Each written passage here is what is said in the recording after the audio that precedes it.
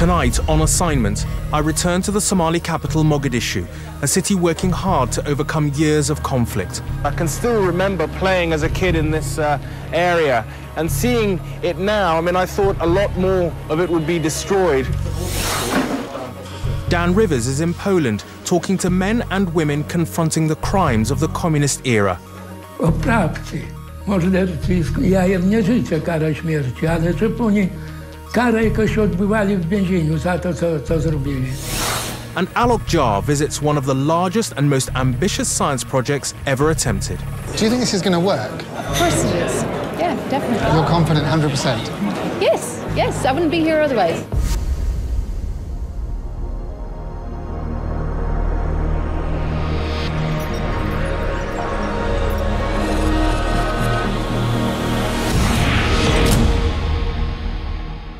Good evening and welcome to the first on assignment of the year. After the Somali government collapsed in the 90s, the country descended into a brutal civil war and hundreds of thousands of Somalis were forced into exile across the globe.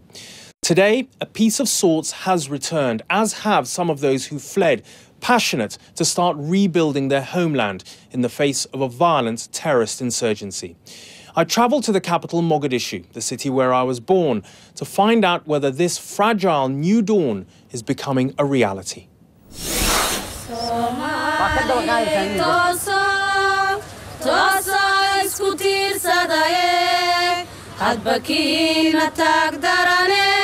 Rise up, support each other, don't fight. Come back with strength and joy and be friends again. The words of Somalia's national anthem that for a quarter of a century rang hollow amidst a vicious civil war. But they're words that are now being sung with a sense of genuine conviction, as this country enters a period which many here believe is its best and most genuine chance of securing a peaceful future. I start my journey by going back to a family home.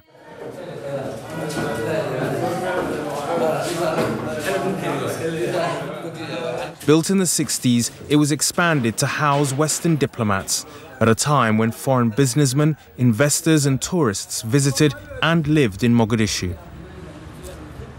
Seeing it now, I mean, I thought a lot more of it would be destroyed, but I'm just amazed to see that families still living here and at least making some use of the places that we used to live. It's all gone to seed now, lived in by families displaced by the fighting. Okay. The disused swimming pool, a reminder of a carefree life that many once led here. Yeah? Yeah? The reality today is a far cry from that, but it is changing.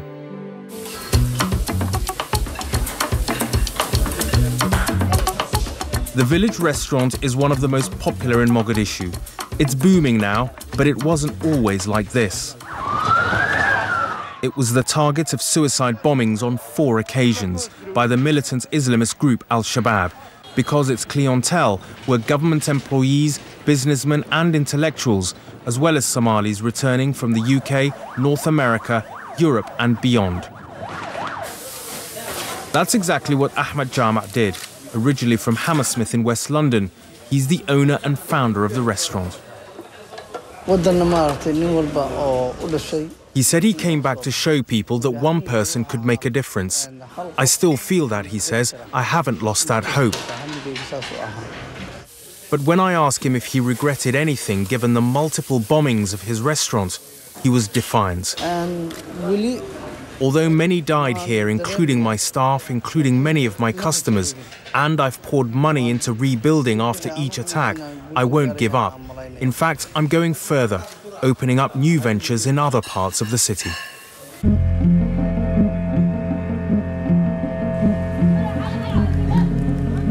This is a city caught in a fragile moment, emerging into a period of renewal with new buildings and offices springing up.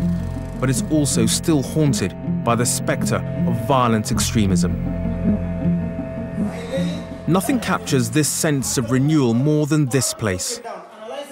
This school is in a neighborhood called Hamar Chachap, which literally means broken Mogadishu. but it's risen from the ashes.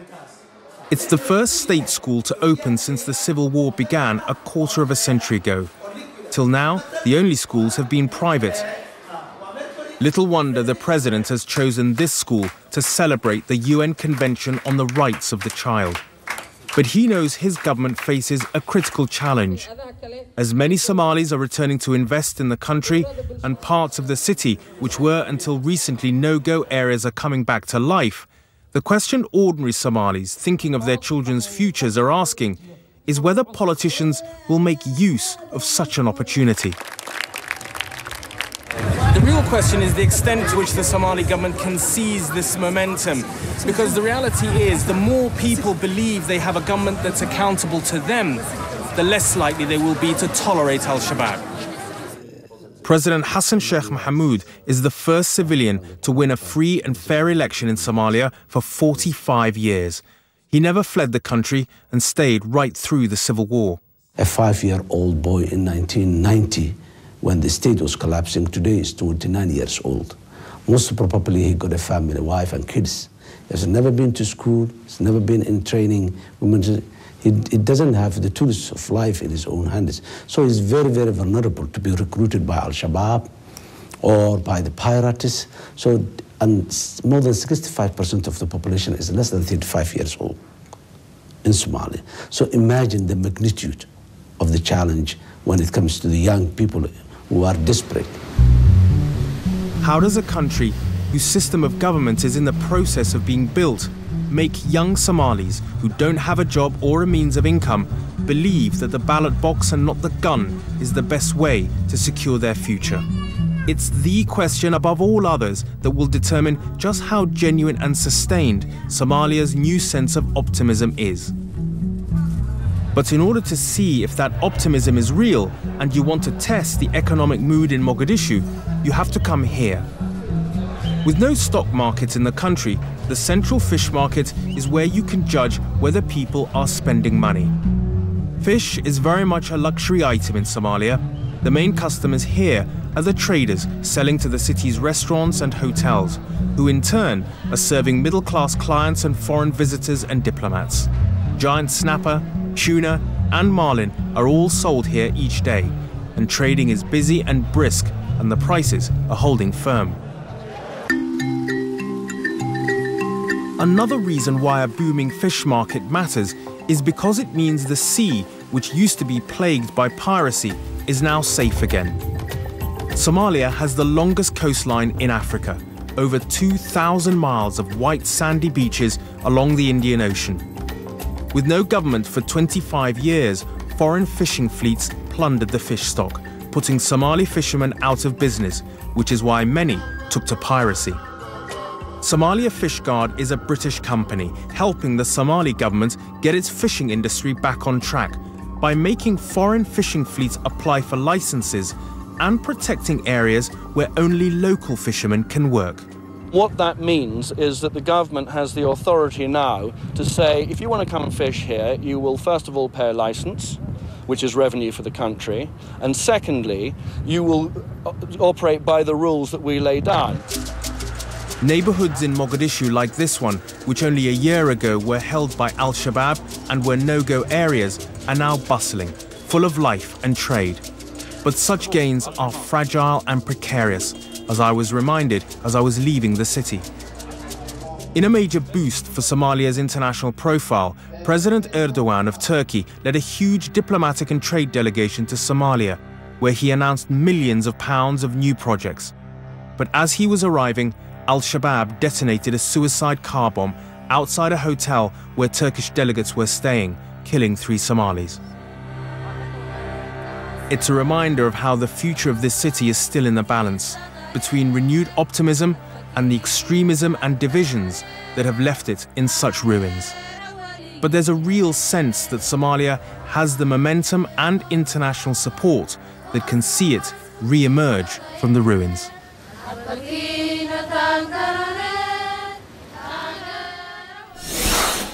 Much hope to be found on the streets of Mogadishu. Now, while Europe reflects on the 70th anniversary of the liberation of Auschwitz, historians in eastern Poland have been digging into another part of the country's troubled past. The discovery of mass graves at a prison in the town of Białystok has proved an uncomfortable reminder of the harsh communist regime that Poland faced after World War II. Dan Rivers has been to find out more.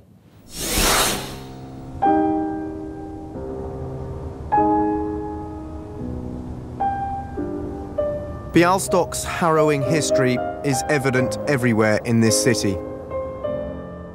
Scarred by the Nazi and then Russian occupations, the suffering of its people didn't stop with the end of the war. Afterwards, they were plunged into decades of repressive communist rule. And as I'm about to find out, the crimes of that post-war regime are still being unearthed inside one of Poland's notorious prisons. Behind these walls, mass murder was secretly carried out, Poles killing Poles, as part of a twisted communist ideology. Poland's enemies of the state were incarcerated, executed, and then buried here in mass graves inside this still working prison. Now the search for their remains is starting in the basement, Poland's past finally uncovered, almost 70 years on. They've already taken out 2 concrete floors here, and now they're having to work really quickly because they've only got 5 days to complete this dig. And this room is really redolent with death. This used to be the execution chamber for the prison. Now they're looking for more bodies underneath this sand. They need to dig down about a metre to find what they're looking for. The deeper they go, the more light they need. I watch as the remains of a soldier's uniform are carefully unearthed. A boot and a button identical to those worn by the anti-communists after the war. And the remains of someone's glasses. You can only imagine the horrors the eyes behind them saw in their last moments in this prison basement. All around, bullet casings from the executions. And then later, in a second hole, they start to find the bodies.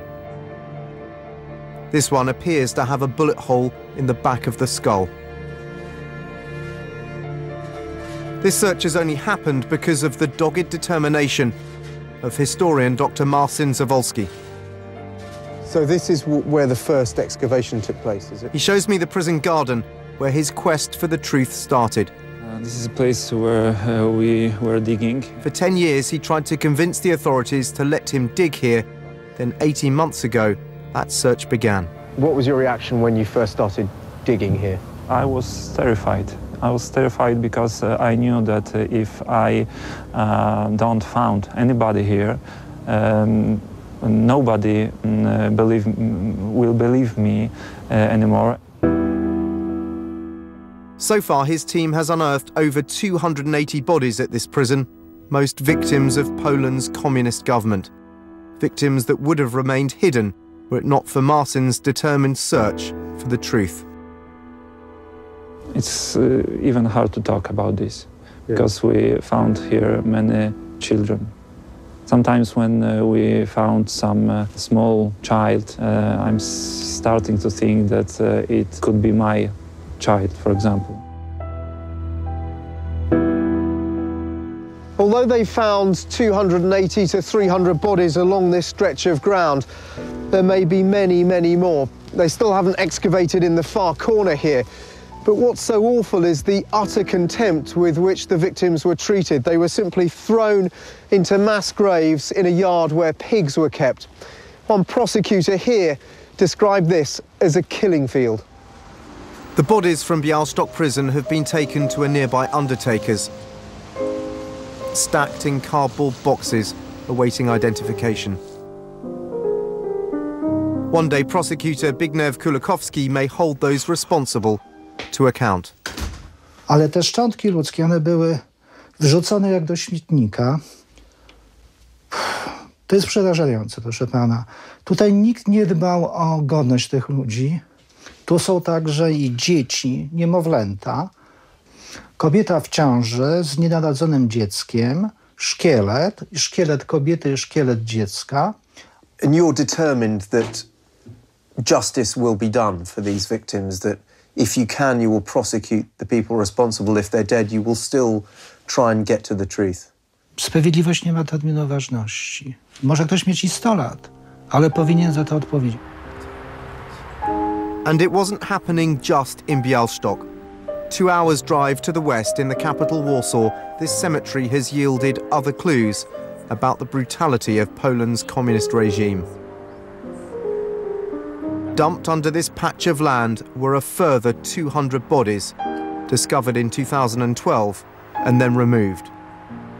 Now it's become a shrine for the families of the disappeared.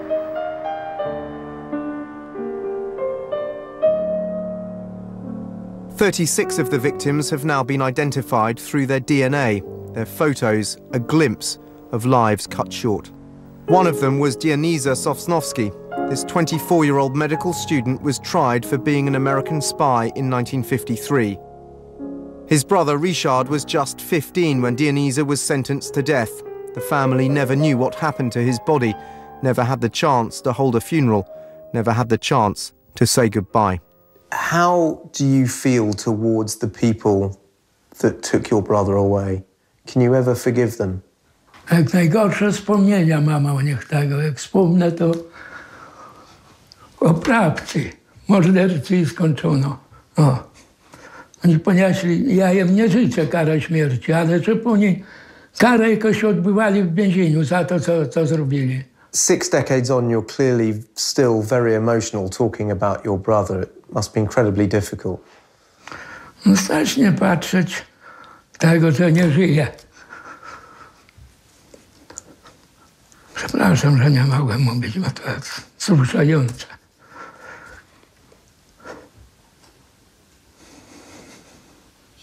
Bardzo dobry bym tego kiedyś. Tego mówił się uczyć, bo przyszłość przed tobą. Among the other victims, Elżbieta Blazewicz-Frus's father. He was sentenced to death in 1952 for his role in opposing the communists. She was just 4 years old.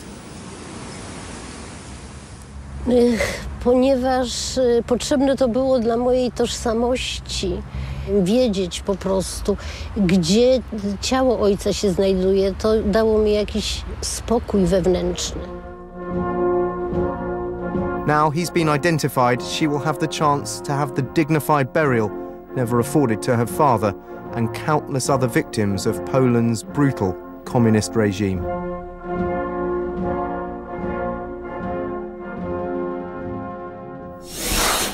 Down rivers in Poland as the search for the truth continues.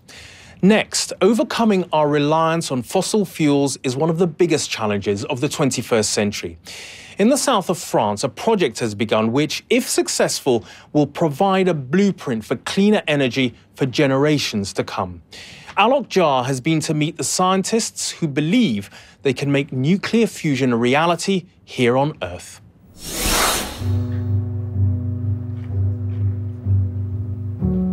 The sun powers all life on Earth. Its energy comes from intense nuclear fusion reactions going on at its core. We use that energy in many ways. Burning coal releases it from sunlight trapped by plants millions of years ago. It's how most of the world gets its electricity, through power stations like this one. Coal is dirty though, and we know that burning it damages the environment. But for half a century, scientists have had a dream. If they could mimic how the sun makes its own energy, if they could make a star on Earth, they'd create a cleaner, potentially unlimited source of power.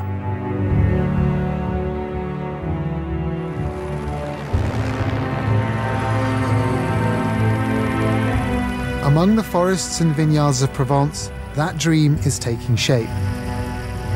This is ITER, the place where they want to try and reproduce the process going on at the center of every star in the universe. Right now, at the heart of our sun, high hydrogen atoms at millions of degrees Celsius are being pushed together at unimaginable pressures. Sometimes two atoms come together to make helium and they release some energy. That's how the sun shines, and that's what scientists are trying to recreate in the facility being built below me.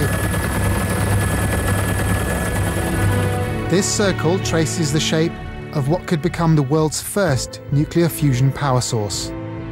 Creating a reactor big enough to provide power is one of the most ambitious scientific projects ever conceived. The whole site is the size of 60 football pitches. But it comes with one major caveat. No one knows if it will definitely work. Already, the budget, which started at €3 billion, has shot up to $13 billion. The final bill could be far higher, while the prospect of fusion energy powering our homes may be more than 50 years away. It's a gamble on a massive scale, but a gamble with potential. 35 countries are paying for it, including the UK, through the European Union. I'm about to meet the man who's been in charge for the past 5 years, Director General Osamu Motojima. What's been the most difficult thing in the time you've been running ITER? The major risk is the cost and the schedule. So to keep these risks within the understandable level, acceptable level, this is the most important point. To realize fusion energy that is contributing to the future energy of humankind. Generations of scientists have believed in that goal. Steve Cowley is one of them. He runs JET, a fusion reactor in Oxfordshire that's the predecessor to ITER. At JET, they showed they could fuse atoms, but they put in more energy to make the fusion happen than they got back out, which is no good if you want a source of power. It's ITER's job to try and solve that problem. This is a step up from the experiment we have in the UK, JET, and this one is the one that's actually going to do fusion, right? It's going to show the world that all these years we've been waiting for fusion to happen, it really can happen on Earth. If this thing works, we're standing right next to what could be the source of energy for the next several centuries. You know, we don't know where we're going to get our energy from in the second half of this century. And if we don't get fusion working, we're going to be really stuck. We have to make this thing work. To prove it does work is going to be an epic challenge. Scientists have wanted to recreate a star in a box on Earth since the 1950s. And at the heart of ITER is something called the tokamak. This is a ring-shaped container in which they'll boil up the hydrogen gas to millions of degrees Celsius. And they're going to build that right here. Inside the tokamak, that gas will become a plasma. That will be kept in place by superconducting magnets that only work when they're kept extremely cold. So the whole fusion reactor will be put inside a giant fridge that will keep those magnets as cold as space. When the building's finished, it'll be 70 meters high, which is almost as high as those cranes. Fusion power is not entirely without waste. It still has radioactive byproducts, but they stay radioactive for far shorter amounts of time than the waste produced by our current nuclear power plants. To get something like this working requires a complex machine in which every bit of technology tests the limits of engineering. There are parts being built in facilities all over the world. One of the closest is 60 miles south of ITER. This is the 6th radial plate we have done, so we have 35 to do. This factory in Toulon has been purpose-built to make the giant steel plates that'll hold the superconducting magnets together. We are doing a very big machine. This machine starts with a 24-ton ring of steel and takes many months to carefully carve out grooves into a precise shape. And what is this material? Is it for some sort of special steel? Exactly. This is special stainless steel, only manufactured for radial plate or component inside ITER. This is just one of the pieces of the ITER puzzle. There are over 1 million more being made. Superconducting cables from China. The world's largest high-pressure vacuum chamber from India. And tiny diamond plates for detecting particles from Russia. The whole project hinges on whether these parts fit together successfully. It's an international collaboration on an unprecedented scale. Back at ITER, the canteen buzzes with different languages. Over lunch, I met an Irish scientist starting her 6th year with the project. When I came here, we were actually in prefab buildings over on another site, okay? And the whole idea of ITER was still sort of a dream because you can see something really happening. You can go to a site now where the buildings are up, we're putting in the water cooling, the first components are actually arriving, so it feels real, you know? You walk in there and you actually feel, I am part of this, I am making this happen. Do you think this is going to work? Of course it is. Yeah, definitely. You're confident 100%? Yes, I wouldn't be here otherwise. Not everyone shares that optimism. The project has had serious criticism over its long lifetime and is now far behind schedule. It also faces opposition from those against nuclear power, while some environmentalists would prefer to see the €13 billion invested elsewhere. But for those working in fusion, their passion doesn't falter. It's such an incredible thing that I think people have always sort of doubted that it would ever be possible. Right? And we're this close now. I can taste how close we are. Somebody once said, how could you put the sun in a bottle? Right? We've begun to do that. And with this experiment, we will have a sun in a bottle. And you know, when this machine works, I'll be here. End of my career is going to be watching this machine do a fusion burn, and that will be a historic moment. For scientists, unlimited fusion power has always been just beyond the horizon. With ITER, they have a chance to bring it within reach. If it works, every one of us will reap the benefits.